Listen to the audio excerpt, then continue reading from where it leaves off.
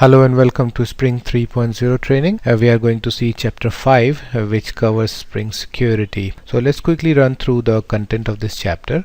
We will first try to understand what is Spring security, and we'll quickly acquire some dependencies that is needed for integration of Spring security with the applications, and we'll also see what XSD changes are needed for Spring security, and then we'll quickly see some of the theoretical aspects of Spring security. We'll also see some examples, the basic and form based logging and logout, and with that is nothing but authentication. We'll see the details of these concepts, and then we'll see the authorization part. We'll then move on to some security interceptors and filters concept, the details of it, and then we'll see the two important aspects of Spring security: the authentication manager and authentication provider, along with authorization and authorization provider. So managers and providers for both authentication and authorization. We'll see what things are default provided to us and how we can customize it to our needs, any third-party security application security systems. So we can do a lot of things here.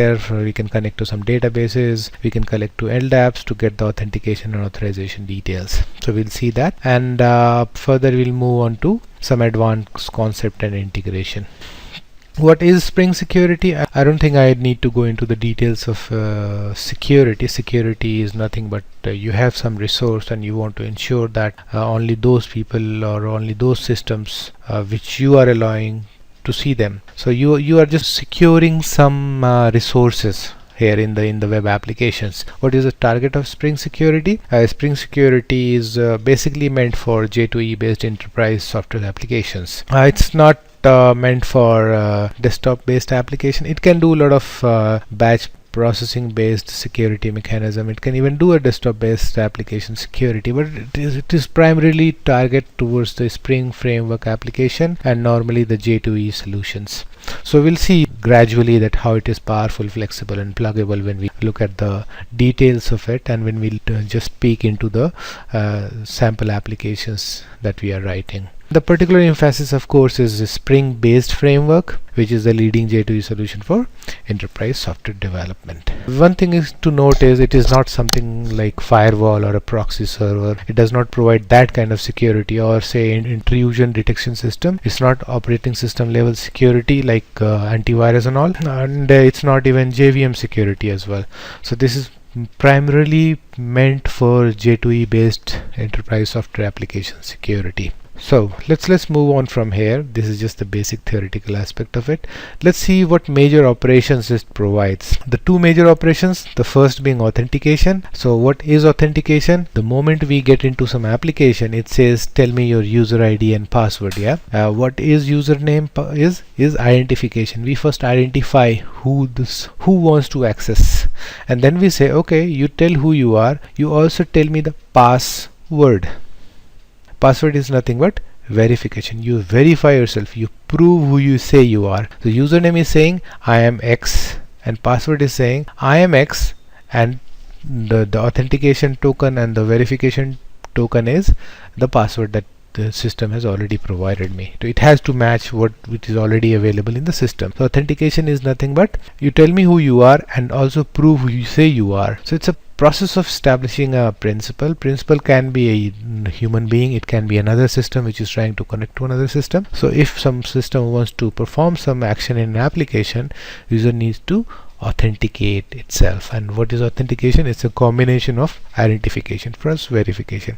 Identification is normally the user ID itself. Sometimes it is a combination of user ID and password, or sometimes it is also verification can also extend to a lot of device based security. You have those those hardware devices which keeps on changing its numbers every minute or every 10 seconds. So apart from password, you have to provide those securities as well. So there are lots of virtual keyboard. You have a keyboard and you just don't type, and you just click on the different numbers or characters that you are using as password, or you provide some random character challenge. Instead of typing the full password, you just type first 8 12th kind of passwords. So there are many ways in which the authentication is done, but the most common and the most famous one is username and password.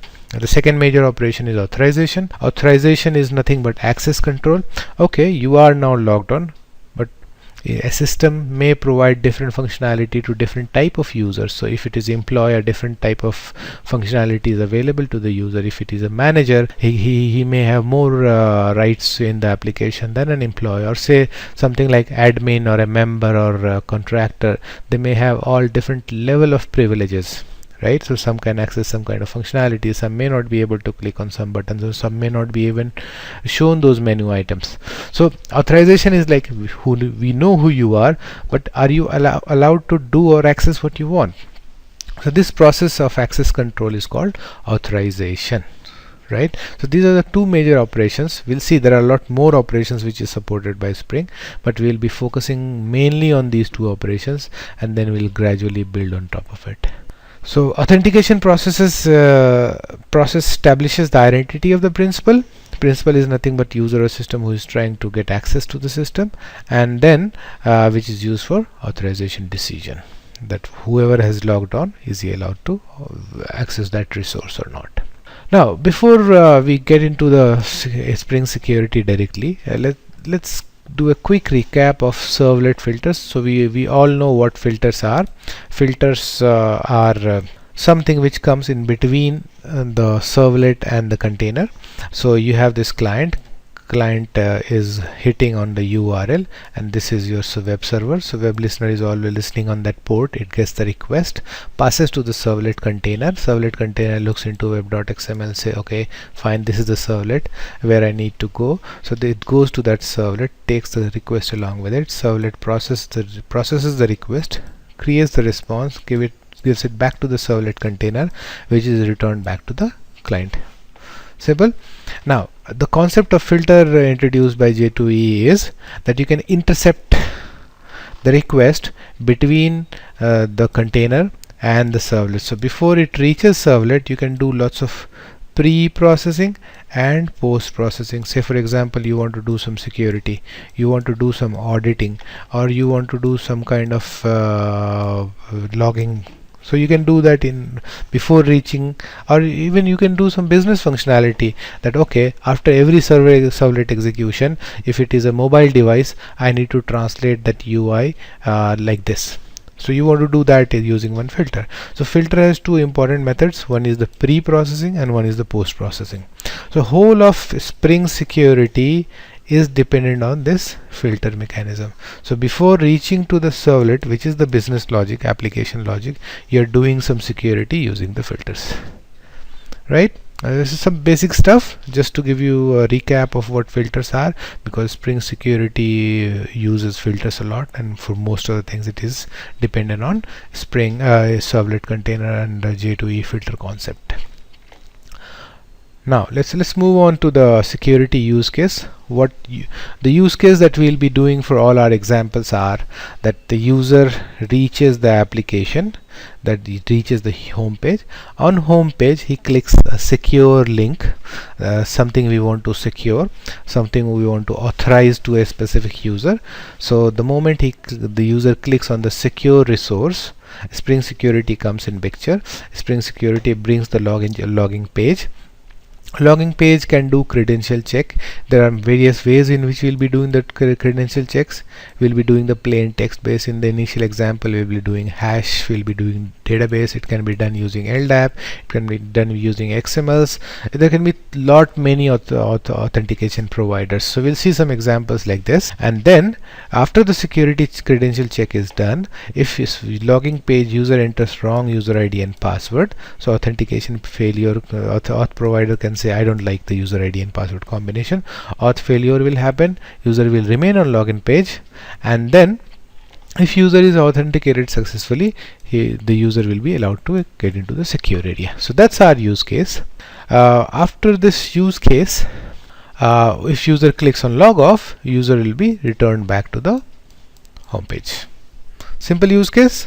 User reaches home page, he tries to access the secure area, Spring security comes in between, user is shown the login page, successful, goes to the secure area, not successful, return to the login page itself. And how do the login page does after user enters the user ID and password, we need to go to the credential check to the authentication providers. That's the user use case.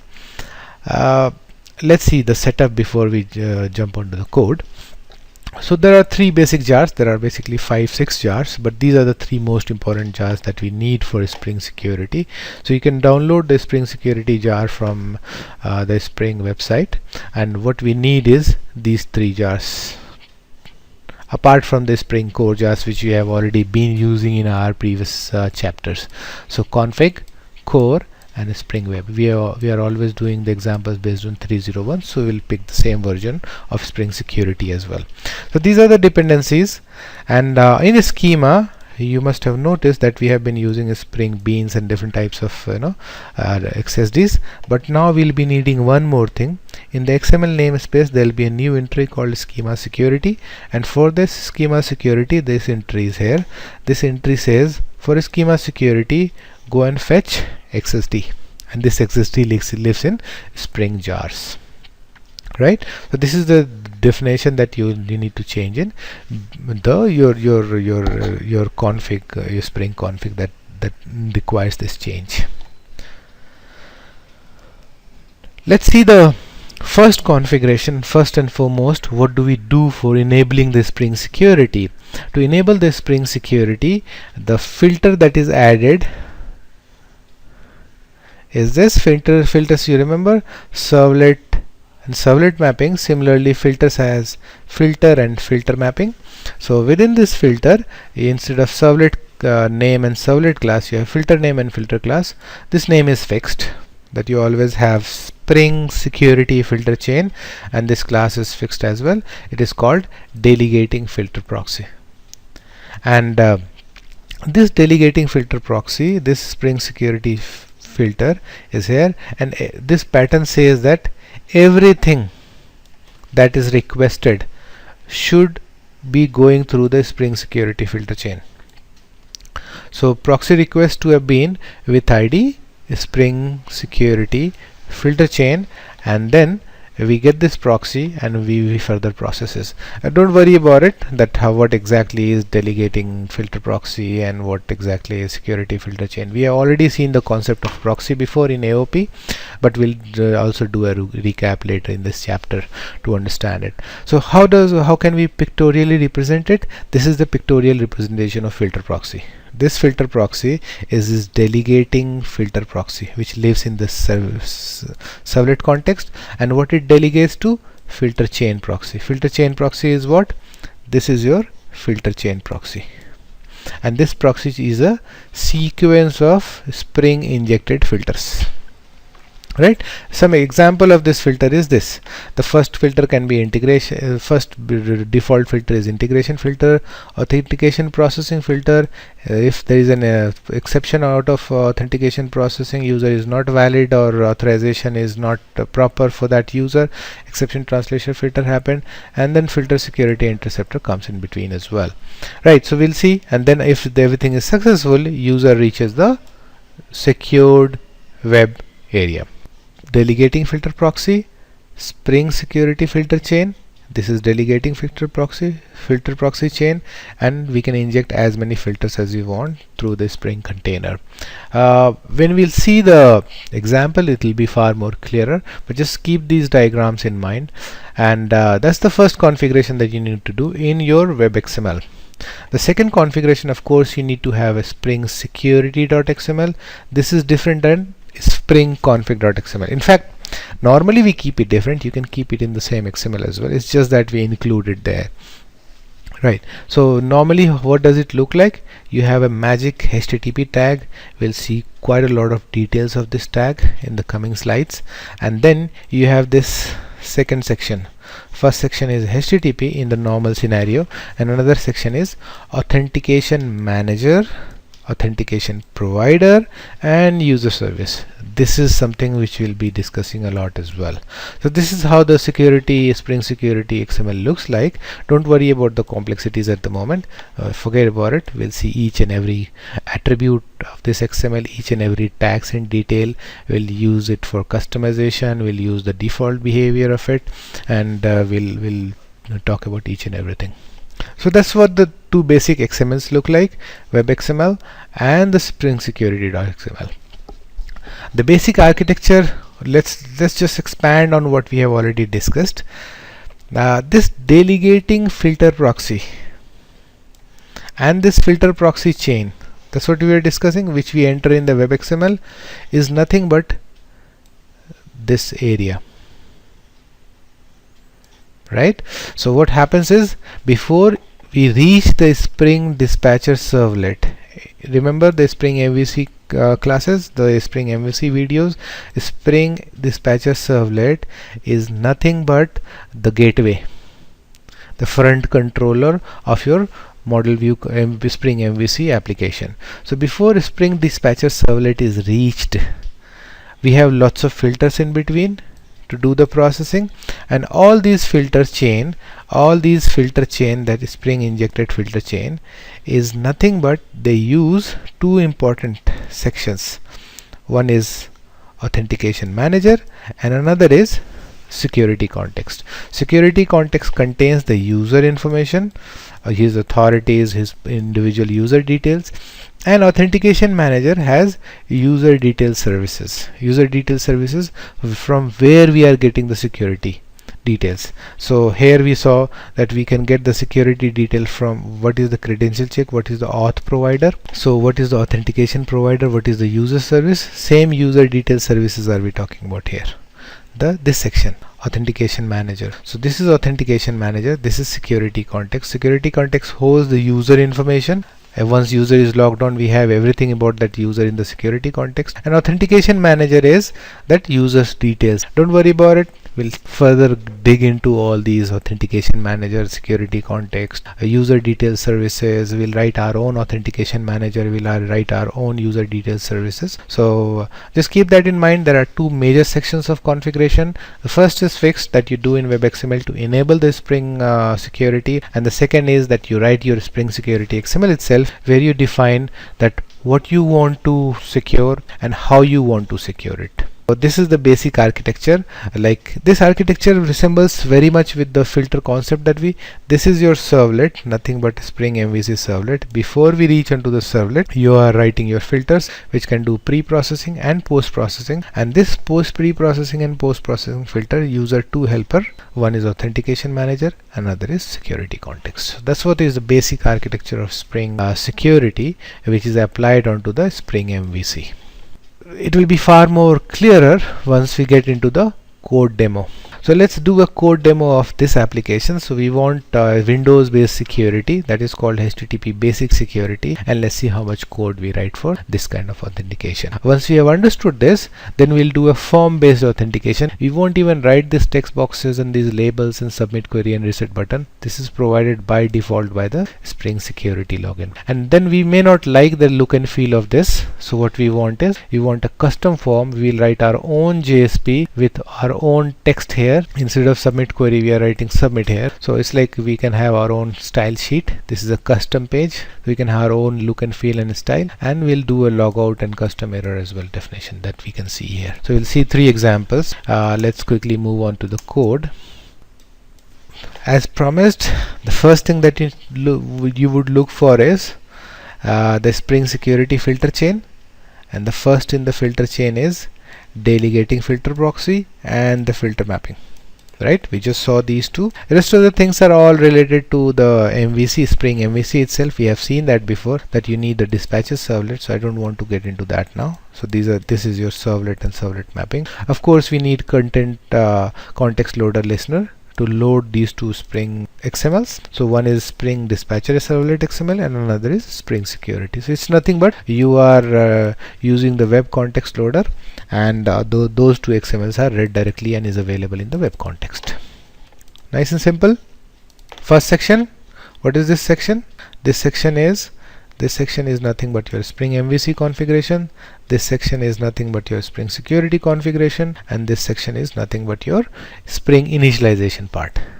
So that's how the web XML looks like in our sample application. I don't need to get into the MVC dispatcher. You all know about it. We are doing the component scan, we are writing our beans, the view resolvers, as simple as that. We are just saying whatever is returned, if you find a JSP with that name, that's your JSP, and we are also writing a message source. So usual Spring MVC work, very basic. Let's get into the Spring security. like we said, we need to add the schema, we need to add the security and XSD, and then this is the magic HTTP tag. But don't worry about the commented part of it, we'll see it gradually. So that's all you write. You say that in this HTTP tag, anything in the system which has a suffix /welcome, I'll intercept it. A filter will come that if any request is coming with a http://xyz.com/abc context/welcome a. If there is something of this sort, I'll intercept it. I'll make sure that user is authenticated and authorized before the user reaches this URL pattern. So that's what this is saying, and we are saying we want to use the basic window authentication. That's all you write, absolutely nothing else. And then in authentication manager, you are providing a very basic authentication provider which says that I have a text based user ID and password. If user enters this value and this password, or this value and this password, I'll allow the user to be authenticated and authorized, of course.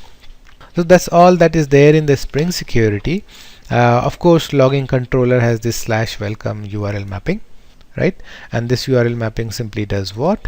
It has this is a standard Spring MVC annotation, and this is simply saying that if user is hitting /welcome, this method should be executed, which has model map and principal here. So we are simply outputting something, and using this principal we are getting the name. So we'll see what this is. And in the model attribute, you are just passing two parameters, username and message, and we are saying return hello. So the return hello will go there.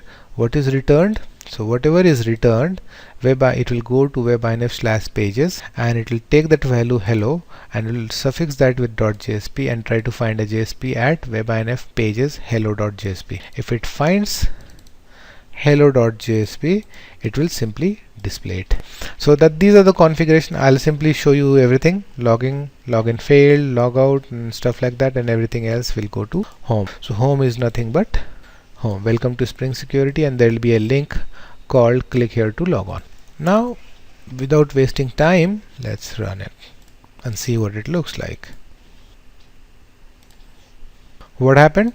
It says Spring Security 1 form. In the web XML, there is no welcome URL. So what happened? In the logging controller, this was executed /*, and /* executed means home. Home means it goes to MVC. It says, okay, what is returned? The model is returning home, so I'll just do a webinf/pages/home.jsp. okay, I got home.jsp. I'll render it, and that's what is rendered here. Welcome to Spring Security, click here to log on. Click here to log on. The moment I click, what is the URL? The context /welcome. Because we are firing /welcome, what would happen?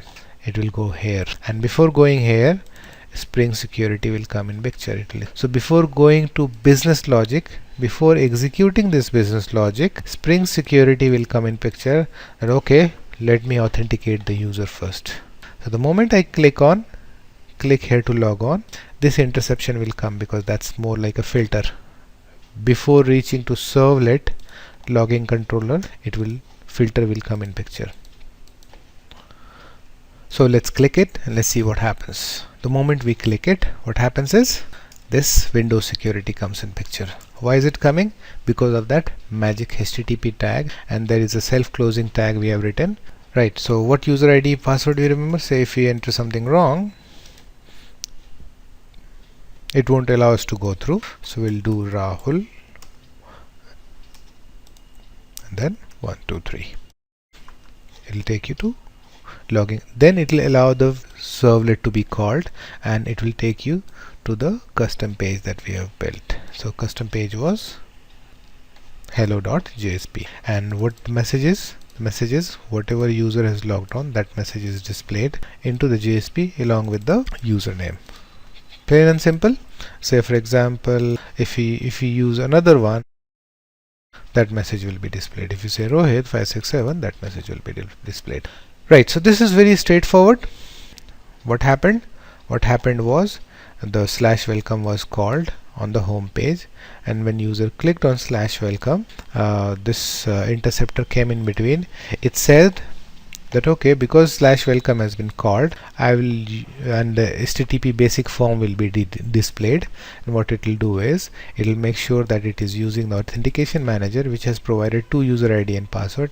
If it is anything other than the Rahul Rohit with the combination of 1 2 3 and 5 6 7, it won't allow the user to proceed further. If it is a valid one, it will allow it to proceed further to the servlet area, and it will come to slash welcome. The slash welcome will be executed. Principal will give you whoever has logged on, Rahul or Rohit, and the name will be provided. Name will be added to the model. These 2 entries in the model will be provided to hello.jsp, and hello.jsp will simply return the message and the username on the UI.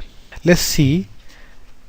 We don't want a window based authentication. What we want is we want our custom logon. Instead of using this, let's use another one. It says intercept URL same with this role user. We'll see the access details later on, don't worry about it. Now instead of HTTP basic, we are saying form login. We are not even showing which form, but we are saying form login. A default form will be provided, and logout will take you back to the home. That's what the URL says.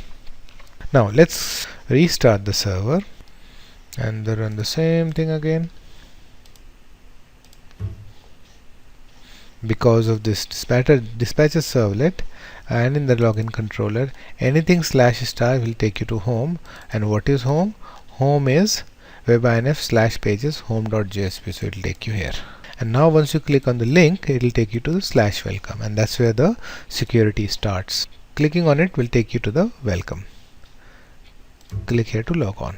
Now what you're seeing is, you're seeing a default JSP. This JSP is something which you have not written. See the view source of it. We have not written this JSP. This is a default JSP provided by the system, and it is providing, it says user ID and password. It says your successful invalid username and password. That is actually coming from here, right? So we'll see how it is done as well. We have already seen lots of message work in MVC. So the same thing is being utilized here. So this is what is being used. What we'll do is we'll say Rohit and say 567 submit query. It called the servlet because the security passed, and because we have used Rohit as the logon user from Spring Security and 567, what is printed on the UI? 567. But I don't like this JSP. I don't like the look and feel. Yeah, what I want is, I want a custom JSP. I want my own JSP to be displayed instead of default JSP. So what I'll do is I'll simply go to security.xml, and this security.xml I'll further elaborate my message, and this message will be what? Control C,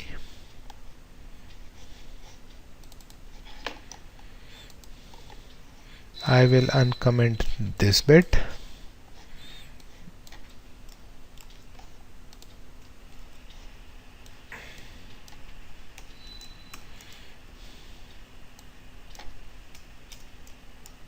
we are elaborating. First we had HTTP basic, now then we had form login. Now we are simply elaborating form login further. We are saying, okay, this is a form login, but I am providing you the login page. When the login button is clicked, you go to this location, and default target URL is /welcome. The moment /welcome is, this is nothing but the pattern. So if /welcome is hit, you are supposed to do the form login. And on authentication failure, you go to login failed event, and on click of logout, you go to /. So we are defining few things here, that what happens, where do you go for login? You go to my JSP. On /welcome, you do the interception of security. On logon failed, you simply go to /logon failed location, and on logout you go to logout. So these are the URL mappings that we have done. We have already done these event mappings here: /welcome, /login, login failed, logout, and /.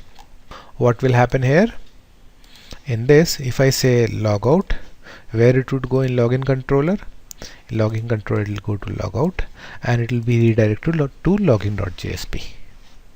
If I say login, what it will do? If I say /login, so what will happen is, in the MVC dispatcher, it will go to login.jsp, and login.jsp is nothing but this. So this is some error block is giving you red section, and in the body on load, you're doing a username focus. So I'm just doing this, I'm using this, and I'm making sure that my form is being executed. I'll just run this again.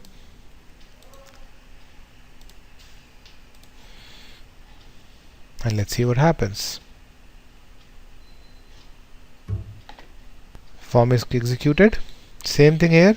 Clicking on welcome, it is showing you a form custom page. This login page with blue background color, with logging with username and password, and this XML, this JSP is something which you have written. This is for error block. We'll see. First look at the form. The CU URL is nothing but this. This is a URL where you are trying to submit. Action is always JSpring security check. We'll see the details of it as well later on, why exactly this value is needed. And because we are doing the post, because of input, J username, J password, and submit. So this is translated into this one: username, password, submit and reset. Username, password, submit and reset. If there is some error, Spring last security exception, it will say on the same page that your logging attempt was not successful, try again, and it will show you the error message here, what has been returned by. And because we are using the class as error block, and this will give you the red error block on top. Right, so let's do quick test. Rahul 123, submit, and it gives you the stuff because Rahul has logged on. If I click on log out, where it will go? It will go to the home page logging itself. Instead of Rahul, this time I'll say Rohit. In fact, let me give you the wrong password here. We should get an error. Your logging attempt was not successful, try again, causes invalid user ID and password. I'll say Rohit 567. Submit. Logging again called. This time Rohit has logged on. So we now have seen the three basic structure. The structures being the basic, the basic form, and the custom form. Aren't you surprised with the amount of coding we have done? The bare minimum coding for all these kind of authentication, because if you start writing all these details in a normal J2E program with servlet and JSPs, it will be a nightmare. So let's go back to the slides where we were. So we have seen this Windows security, we have seen the default form, and now we have seen the custom form as well. Let's quickly go to the auth providers, where we are going to see the hash password concept and the password from database concept. Hash password, why do we need? We are putting the password here in plain text, which is not a good idea, right? So what we do is we simply hash the password and keep it here. Hash is like it's not encryption, it's like encoding. Hash is a mechanism in which a text is converted into a fixed length of characters, and it cannot be reverse engineered. So if you have a hash, you cannot generate the original text. It's like baking a bread. You cannot extract the water or the flour that you use for baking the bread after bread is done. Encryption in the other places, it's more like securing your data into a strong locker with a key. So that's encryption, which is entirely different thing. 1323 we can simply hash it. So we will use a basic hashing algorithm. I've written a simple hash util, and we are using a basic SHA 256 algorithm, which is strong enough. So I won't go into the detail of it because this is not the context. So this algorithm simply translates 123 into SHA hash. So I'll just run this main method and I'll get this key. This key is exactly the same key that is added here. Yeah, so I'm just adding it. This key does not have the other user, so I'll just demonstrate it for you. Rohit, and it was 567, so I'll just take this 567, I'll put it in my SHA util, I'll just call this method, and I'll create a hash of it. Right, so this will definitely be different than what we have done before, so I'll simply use that. Copy, paste.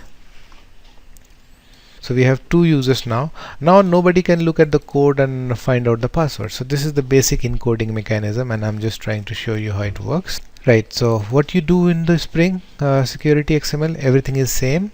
you have HTTP magic tag, intercept URL, form login, logout, authentication failure, what is the target URL. Now all you are doing here is adding this piece of line. You are saying that my password is encoded, so once user enters, just hash it and then compare it with my password. So whatever comes as password, it will be first hash to SHA-256 and then the comparison will be made. So the benefit of it is anybody who sees the XML cannot find out the password. So this is the basic things that we do in Spring Security, and I'll quickly run it. It should run exactly in the same way. Run on server. I'll remove it. So this is the custom page, and there we say Rohit and 567. We submit it, it takes you out. I say XYZ, XYZ, it won't like it. I say Rahul and 1 2 3, it should take it. That's the hash example. Now quickly run on to the next example, which is a database based password. The user ID and password is in database. So Spring Security, what is the difference here? Instead of the authentication provider, previously was what? Authentication provider was password encoder and user service. Now we are saying the authentication provider is a JDBC user service, and in this JDBC user service we just have a MySQL application where we have two tables. The one is users and another is user soul.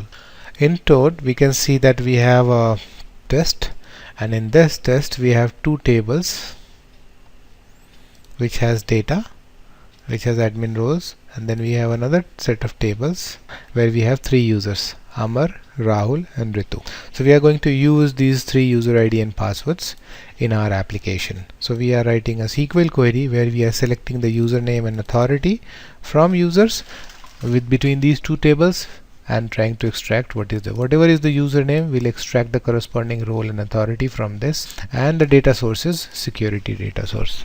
In the previous examples we have already seen the data source. How did this data source work? This data source will be defined into the dispatcher servlet. This is the same as previous examples. What we are simply doing is we are loading the database.properties where we have the database details. So in the resources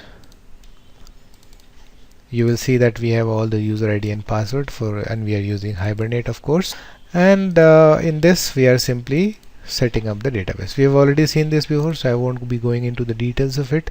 This is the security data source, and this is the session factory, the standard Hibernate integration code, and the database parameters. So in this security we are saying that we are referencing the security data source, and in this security data source we have some user ID and password. If he is Amar, then he'll be allowed to see the data, and the password is 789. So let me quickly run this application and see if it works. What have we done? What is the only difference?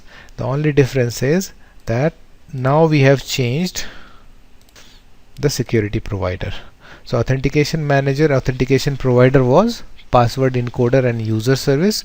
Now we are saying no, my authentication provider is a JDBC user service. It's not a plain user service, and within JDBC user service we are providing three parameters. The first being authorities by username, then user by username, and data. So this is the data source reference. This gives you the username, and this gives you the username and password. This line gives you the username and password, and then you have authorities. So you have you need to write two SQLs, one for authority by each username and the user by username. So that's what we are doing here. We'll click on log on. We'll get our standard way, and the user ID and password is Amar and 789. I'll pass something else. That's wrong. I say Amar and 789. It will take me in. Yep. So what I'll simply do for the testing purposes, I'll just change it to, I'll give it a try. In here I'll do a logout. I'll say QSZ and the password should be WSX. Don't work. I'll do a quick addition here. I'll say WSX, that is 4, QSZ, WSX, and user role is say 1. 1 is what? 1 is role admin. We'll see in later examples how admin and user ID is being used. So I'll just say yes. I'll do it quickly. QAZ WS access secure SQL query will be fired, and this will be successful now. So this is going to the database and fetching it from there. Did you see the magic? The magic is now we have provided a different authentication. We just set up a data source, and that data source we fire the 2 SQL queries to extract the information, and you get the result.